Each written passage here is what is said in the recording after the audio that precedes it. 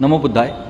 काल आपण प्रस्तावना, परिचय आणि उपोद्घात यावर वाचन केलं। आपण आता डॉक्टर बाबासाहेब आंबेडकर लिखित बुद्ध आणि त्यांचा धम्म या ग्रंथाचे वाचन या पवित्र अशा आषाढ महिन्याच्या सुरुवातीपासून करतोय।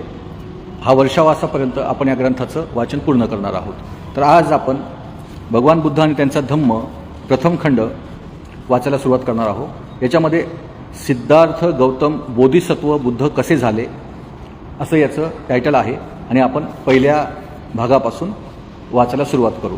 तर याच्यामध्ये भाग पहिला आहे, तर भाग पहिला आहे जन्मापासून परिव्रज्येपर्यंत।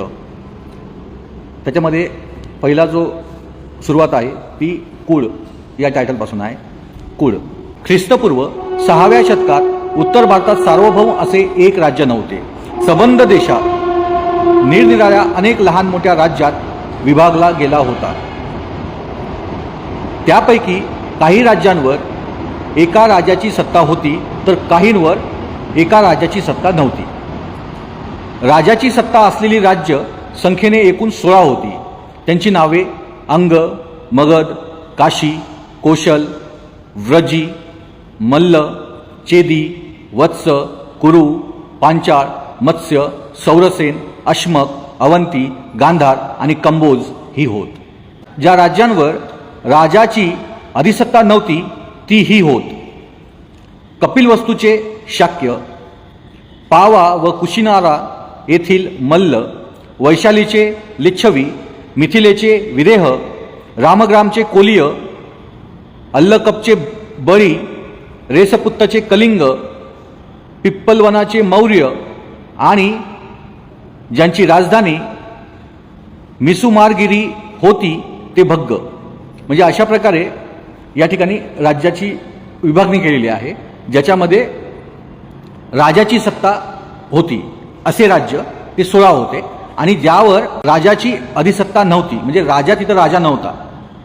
अशी राज्य यांची इथं विभागणी केली आहे। त्याच्यामध्ये कपिलवस्तू आहे आणि त्याच्यामध्ये कोलिय सुद्धा आहे। म्हणजे कोलिय जे तथागतांच्या आईचं कुळ आहे कोलिय, ते पण आहेत। त्यांच्याकडे पण एका राजाची सत्ता नव्हती आणि कपिलवस्तूच्या त्या राज्यामध्ये सुद्धा एका राजाची सत्ता नव्हती। ज्या राज्यांवर राजाची सत्ता होती त्या राज्यांना जनपद म्हणत व ज्यावर राजाची सत्ता नव्हती त्या राज्यांना संघ किंवा गणराज्य असे म्हणत। आज आपण भारताला जे म्हणतो ना गणराज्य, भारत गणराज्य आहे, Republic of India, Republic Bharat जो आपण म्हणतो गणराज्य, हा शब्द इथून आलेला आहे। जिथे एका राजाची सत्ता नसते तिथं गणराज्य किंवा संघ असतो। कपिलवस्तू येथील शाक्यांच्या शासन पद्धतीविषयी विशेष अशी काही माहिती मिळत नाही। या राज्याची शासन व्यवस्था प्रजासत्ताक होती की त्यावर काही विशिष्ट लोकांची सत्ता होती हे समजत नाही। म्हणजे जे काही पुरावे त्या ठिकाणी होते तर क्लिअर होत नाही आहे की एका राज्याची सत्ता होती त्या ठिकाणी की त्यावर काही विशिष्ट लोकांची सत्ता होती, म्हणजे काही निवडून आलेले प्रतिनिधी त्या ठिकाणी होते, हे जरा माहिती मिळत नाही असं या ठिकाणी सांगितले जाते।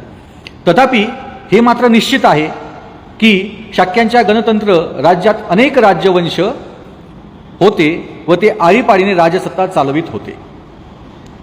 अशा प्रकारे राजसत्ता चालविणाऱ्या राजघराण्याच्या प्रमुखाला राजा अशी संज्ञा होती। सिद्धार्थ गौतमाच्या जन्माच्या वेळी राजपद धारण करण्याची पाळी ही शुद्धोधनाची होती। शाक्यांचे राज्य भारत वर्षाच्या ईशान्य कोपऱ्यात वसले होते। ते एक स्वतंत्र राज्य होते, परंतु कालांतराने कोशल देशाच्या राजाने शाक्यांवर आपले अधिपत्य प्रस्थापित करण्यात यश मिळविले। कोशलाधिपतीच्या अधिसत्तेमुळे शाक्यांना कोशल राजाच्या अनुज्ञेखेरीज आपल्या राजसत्तेचे काही अधिकार वापरणे अशक्य झाले होते। तत्कालीन राज्यात कोशल राज्य हे एक सामर्थ्यशाली राज्य होते। मगधाचेही राज्य तसेच प्रबळ होते। कोशल देशाचा राजा प्रसेनदी अर्थात प्रसेनजित व मगध देशाचा राजा बिंबिसार हे सिद्धार्थ गौतमाचे समकालीन होते। शाक्यांच्या राजधानीचे नाव कपिलवस्तू हे होते। कदाचित हे नाव थोर बुद्धिवादी तत्ववेत्ता कपिल मुनी यांच्या नावावरून पडलेले असावे। कपिलवस्तूमध्ये जयसेन नावाचा एक शाक्य राहत होता। सिन्हू नावाचा त्याला एक मुलगा होता. सिंहहनूचा विवाह कच्चनाशी झाला होता. त्याला शुद्धोदन, धौतोदन, शुक्लोदन, शाक्योदन, अभितोदन असे 5 पुत्र होते. या 5 पुत्रांशिवाय सिंहहनूला अमिता आणि प्रमिता या नावाच्या 2 कन्या होत्या. त्याच्या कुटुंबाचे गोत्र आदित्य होते. शुद्धोदनाचा विवाह महामायेशी झाला होता. तिच्या पित्याचे नाव अंजन व आईचे नाव सुलक्षणा असे होते. अंजन हा कोलीय वंशातील होता. तो देवदह नावाच्या गावी राहत होता. शुद्धोदन हा मोठा योद्धा होता. जेव्हा शुद्धोदनाने शूरपणा दाखविला तेव्हाच त्याला दुसरी पत्नी करण्याची अनुमती देण्यात आली व त्याने दुसरी पत्नी म्हणून महाप्रजापतीची निवड केली. ती महामायेची वडील बहीण होती. शुद्धोदन फार श्रीमंत होता. त्याच्या मालकीची भूमी विस्तृत होती व त्याचे पुष्कळ नोकरचाकर होते. असे म्हणतात की त्याच्या मालकीची जमीन नांगरण्यासाठी 1000 नांगर चालत असत. तो ऐशोरामात राहत होता. त्याचे अनेक महाल होते. तर अशा पद्धतीनं पूर्वज जे शुद्धोदन राजा आहेत त्यांची परिस्थिती या ठिकाणी विशद केलेली आहे. आता जन्म. शुद्धोदनाला सिद्धार्थ गौतम नावाचा पुत्र झाला. त्याच्या जन्माची कथा अशी आहे. शुद्धोदनाला सिद्धार्थ गौतम हा पुत्र झाला. त्यांच्या जन्माची कथा अशी आहे. शाक्य लोकात प्रतिवर्षी आषाढ महिन्यात येणारा एक उत्सव पाळण्याची प्रथा होती. सर्व शाक्य लोक आणि त्याप्रमाणे राजघराण्यातील मंडळी हा महोत्सव साजरा करीत असत. हा महोत्सव 7 दिवस साजरा करण्याची पद्धत होती. एकदा महामायेने हा महोत्सव मोठ्या थाटामाटात पुष्पमाला, सुगंधादी वस्तूंचा उपयोग करून, परंतु मद्यपानादी उत्तेजक वस्तू वर्ज करून साजरा करण्याचे ठरविले. म्हणजे त्यावेळी जे मद्यपान त्यावेळी असायचे म्हणून त्यावेळी स्पष्टपणे या ठिकाणी लिहिलेलं आहे की कदाचित या कालावधीमध्ये मद्यपानसुद्धा त्यावेळी महोत्सवाचा एक भाग असावा. सुगंधादी वस्तूंचा उपयोग केला परंतु मद्यपानादी वस्तूंचा उपयोग त्या ठिकाणी केला नाही. उत्सवाच्या 7व्या दिवशी ती भल्या पहाटे उठली. सुगंधी पाण्याने तिने आंघोळ केली. दान धर्मार्थ 4 लक्ष मोहरा तिने देणगी म्हणून वाटल्या. मौल्यवान अलंकार घालून साज शृंगार केला. आवडीच्या पदार्थाचे सेवन केले व व्रताचरण करून निद्रेसाठी कलात्मकतेने सजविलेल्या शयन मंदिरात ती गेली. त्या रात्री शुद्धोदन व महामाया यांचा एकांत होऊन महामायेला गर्भसंभव झाला. पलंगावर पहुडली असताना ती तशीच झोपी गेली. निद्राधीन असताना तिला स्वप्न पडले. स्वप्नात तिला असे दिसले की चतुर्दिक्पालांनी आपल्याला निद्रित स्थितीत मंचकासह उचलले व हिमालयाच्या माथ्यावर नेऊन एका विशाल शाल वृक्षाखाली ठेवून ते बाजूला उभे राहिले आहेत. नंतर चतुर्दिक्पालांच्या स्त्रिया तिच्याजवळ आल्या व त्यांनी तिला मानस सरोवराकडे नेले. त्यांनी तेथे तिला अभ्यंगस्नान घालून तिची वेशभूषा केली. तिला त्यांनी सुगंधी द्रव्ये लावून फुलांनी असे सजविले की ती कुणा दिव्य शक्तीचे स्वागत करावयास तयार झाली आहे असे वाटले. इतक्यात सुमेध नावाचा एक बोधिसत्व तिच्या पुढे प्रकट झाला व तिला म्हणाला, मी माझा शेवटचा जन्म पृथ्वीवर घेण्याचे ठरविले आहे. तू माझी माता होण्यास कबूल होशील का? तिने उत्तर दिले, मोठ्या आनंदाने. त्याच क्षणी महामायेला जाग आली. दुसरे दिवशी सकाळी महामायेने आपले स्वप्न शुद्धोदनास सांगितले. स्वप्नांचा अर्थबोध न झाल्यामुळे शुद्धोदनाने स्वप्नविद्येत पारंगत असलेल्या सुप्रसिद्ध 8 ब्राह्मणांना बोलवून घेतले. त्यांची नावे राम, धन, लखन, मंती, यन्न, सुयाम, भोग, सुदत्त अशी होती. शुद्धोदनाने त्यांच्या स्वागताची यथायोग्य तयारी केली. त्याने सेवकांकडून जमिनीवर फुलांचे सडे घालून त्या ब्राह्मणांसाठी उच्चासने मांडली. त्याने त्या ब्राह्मणांची पात्रे सोन्या चांदीने भरून घृतमधुयुक्त साखर मिश्रित दूध भाताचे सुग्रास भोजन देऊन त्यांना संतुष्ट केले. याशिवाय त्यांना नवी वस्त्रे, गायी इत्यादींचे दान केले. ब्राह्मण संतुष्ट झाल्यावर शुद्धोदनाने महामायेला पडलेले स्वप्न त्यांना सांगितले आणि तो म्हणाला, या स्वप्नांचा अर्थ मला सांगा. राजा, चिंता करू नकोस. ब्राह्मण म्हणाले, तुला एक असा पुत्र होईल की जर तो संसारात राहिला तर तो सार्वभौम सम्राट होईल, पण संसार त्याग करून जर तो संन्यासी झाला तर तो विश्वातील अज्ञान अंधकार नाहीसा करणारा भगवान बुद्ध होईल. पात्रातील तेलाप्रमाणे महामायेने 10 महिने बोधिसत्वाला आपल्या गर्भात धारण केले. तिचा प्रसूतिकाळ जवळ येऊ लागताच प्रसूतीसाठी आपल्या माहेरी जाण्याची तिने इच्छा व्यक्त केली. आपल्या पतीला ती म्हणाली, माझ्या पित्याच्या देवदह नगरीला मी जाऊ इच्छिते. तुझ्या इच्छेप्रमाणे होईल. राजाने उत्तर दिले. सोन्याच्या पालखीत बसून शुद्धोधनाने मोठ्या लव्या जम्यासहित तिला तिच्या पित्याच्या घरी पाठविले. देवदहला जात असताना मार्गात फुलांनी बहरलेल्या तसेच पुष्पविरहित अशा वृक्षांच्या आल्हाददायक गर्द वनराईतून महामायेला जावे लागणार होते. तेच लुंबिनी वन होय. लुंबिनी वनातून पालखी नेली जात असताना ते वन स्वर्गीय चित्रलता वनाप्रमाणे किंवा एखाद्या महाप्रतापी राजाच्या स्वागतासाठी सुशोभित केलेल्या मंडपासारखे भासत होते. बुंध्यापासून फांद्यांच्या शेंड्यापर्यंत तेथील वृक्ष फुलाफळांनी ओथंबलेले होते. त्यावर नाना रंगाचे असंख्य भ्रमर चित्रविचित्र आवाजात गुंजारव करीत होते आणि निरनिराळ्या प्रकारचे पक्षीगण मंजूळ स्वरालाप काढीत होते. तेथील मनोरम दृश्य पाहून महामायेच्या मनात तेथे थांबून काही काळ क्रीडाविहार करण्याची इच्छा उत्पन्न झाली.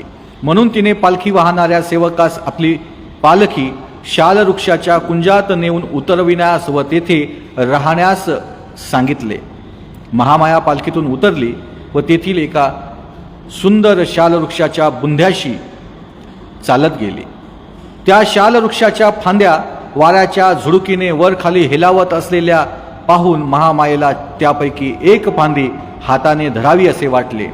सुदैवाने एक फांदी सहजगत्या तिला धरता येईल एवढी खाली आली. इतक्यात ती आपल्या पायाच्या चवड्यावर उभी राहिली व तिने ती फांदी हाताने धरली.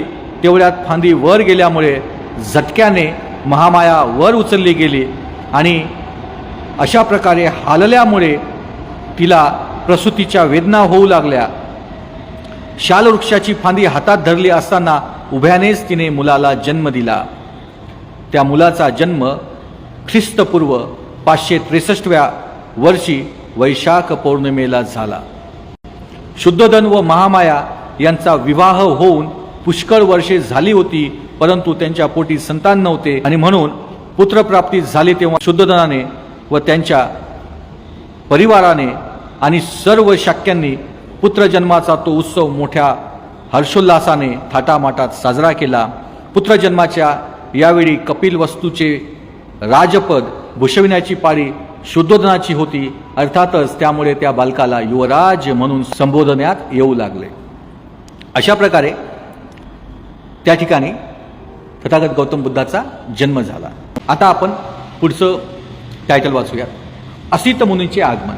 ज्यावेळी या बालकाचा जन्म झाला त्यावेळी असित नावाचा एक महान तपस्वी ऋषी हिमालय पर्वतावर राहत होता. असित ऋषीने पाहिले की अंतरिक्षातील दवे बुद्ध या शब्दाचा ध्वनी करीत आहेत व त्याचा प्रतिध्वनी चोहोकडे उमटत आहे. त्याने पाहिले ते आपली वस्त्रभूषणे मिरवीत इकडे तिकडे हर्षभराने फिरत आहेत. त्याने विचार केला की ज्या ठिकाणी बुद्धाने जन्म घेतला आहे तेथे मी का जाऊ नये. खूप सुंदर वर्णन केलं आहे ते की पक्षी जे आहेत अंतरिक्षातील दवे बुद्ध या शब्दाचा ध्वनी करीत आहेत आणि त्याचा प्रतिध्वनी हा सगळीकडे पसरत आहे. त्याने पाहिले की आपली वस्त्रभूषणे मिरवीत इकडे तिकडे हर्षभराने फिरत आहेत. त्याने विचार केला की ज्या ठिकाणी बुद्धाने जन्म घेतला आहे तेथे मी का जाऊ नये. हे असित मुनीचं बद्दलचं हे वाक्य आहे. त्याने आपल्या दिव्य दृष्टीने संपूर्ण जम्बूद्वीपाचे निरीक्षण केले तेव्हा शुद्धोदनाच्या गृही तळपणारे एक दिव्य बालक जन्माला आले असून त्यामुळेच अंतरिक्षातील सर्व देव हर्षनिर्भर झाले आहेत असे त्याला दिसले. म्हणजे देवसुद्धा त्या ठिकाणी खुश झाले होते. देवचा अर्थ या ठिकाणी चांगली व्यक्ती असा होतो. देव म्हणजे देव नव्हे. म्हणून तो महान ऋषी उठला आणि आपल्या पुतण्या नरदत्त याला बरोबर घेऊन राजा शुद्धोदनाच्या गृही आला व त्यांच्या राजवाड्याच्या प्रवेशद्वारी उभा राहिला. तेथे त्याने लाखो लोक गोळा झाल्याचे पाहिले. तेव्हा तो द्वारपालाजवळ गेला आणि त्याला म्हणाला, अरे राजाला जाऊन सांग की दाराशी एक तपस्वी उभा आहे. तेव्हा तो द्वारपाल शुद्धोदनाजवळ गेला आणि हात जोडून म्हणाला, महाराज, दाराशी एक वयोवृद्ध ऋषी येऊन उभे राहिले आहेत. ते आपणाला भेटण्याची इच्छा व्यक्त करीत आहेत. राजाने असित मुनीकरिता एक आसनाची व्यवस्था केली आणि तो द्वारपालास म्हणाला, त्या ऋषींना आत येऊ दे. तेव्हा महालाच्या बाहेर येऊन तो द्वारपाल असित मुनीला म्हणाला, कृपा करून आत चला.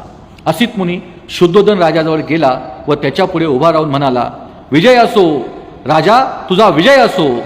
तू आयुष्यमान हो आणि आपले राज्य सद्दम्माने चालव. तेव्हा शुद्धोदनाने असित मुनीला साष्टांग नमस्कार घातला आणि त्याला बसण्याकरिता आसन दिले. असित मुनी सुखपूर्वक स्थानापन्न झाल्यावर शुद्धोदन म्हणाला, हे तपस्वीन, यापूर्वी आपले दर्शन झाल्याचे मला आठवत नाही. आपल्या आगमनाचा काय हेतू असावा बरे? आपण इथे येण्याचे काय कारण? असित मुनी शुद्धोदनाला म्हणाला, राजा, तुला पुत्रप्राप्ती झाली आहे. तुझ्या पुत्राला पाहण्याच्या इच्छेने मी इथे आलो आहे. शुद्धोदन म्हणाला, मुनिवर, बालक आता झोपला आहे. थोडा वेळ आपण थांबण्याची कृपा कराल का? ऋषी म्हणाला, राजा, असले थोर महात्मे जास्त वेळ झोपत नाहीत. हे थोर महात्मे स्वभावतःच जागृत असतात. इतक्यात त्या महान ऋषीवर अनुकंपा दाखवून त्या बालकाने आपण जागे झाल्याची हालचाल केली. बालक जागे झालेले पाहताच शुद्धोदनाने आपल्या दोन्ही हातांनी त्याला उचलून घेऊन ऋषीच्या समोर आणले. असित ऋषीने त्या बालकाला निरखून पाहिले. तेव्हा ते महापुरुषांच्या 32 लक्षणांनी व 80 शुभ चिन्हांनी युक्त असलेले त्याला दिसले. त्याने पाहिले की त्याचा देह शुक्र व ब्रह्मा यांच्यापेक्षाही अधिक तेजस्वी आहे व त्याचे तेजोमंडल त्यांच्यापेक्षा शतसहस्रस्त पटीने अधिक दैदिप्यमान आहे. असित ऋषीच्या मुखातून त्वरित उद्गार निघाले, निसंदेह या पृथ्वीतलावर हा अलौकिक पुरुष अवतरला आहे. असे म्हणून असित मुनी आपल्या आसनावरून उठले व आपले दोन्ही हात जोडून त्यांनी त्या बालकास साष्टांग नमस्कार घातला. त्यांनी बालकाभोवती प्रदक्षिणा घातली आणि त्याला आपल्या हातात घेऊन ज्ञानमग्न स्थितीत ते उभे राहिले. असित ऋषीला पूर्वीची सुपरिचित भविष्यवाणी माहीत होती. जर तो संसारी जीवनात राहिला तर चक्रवर्ती सम्राट होईल, पण जर गृहत्याग करून त्याने संन्यास घेतला तर तो सम्यक संबुद्ध असा बुद्ध होईल. असित ऋषीला खात्री होती की हे बालक गृहस्थी जीवनात राहणार नाही. त्या बालकाकडे पाहून अश्रुढारीत दीर्घ निश्वास टाकून तो ऋषी रडू लागला. असित मुनी अश्रुढारीत व दीर्घ निश्वास टाकीत रडत आहे हे शुद्धोदनाने पाहिले.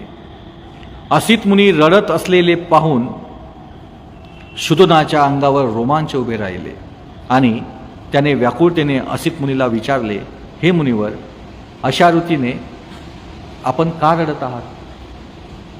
हे मुनिवर, अशा रीतीने का रडत आहात? अश्रू का ढारीत आहात?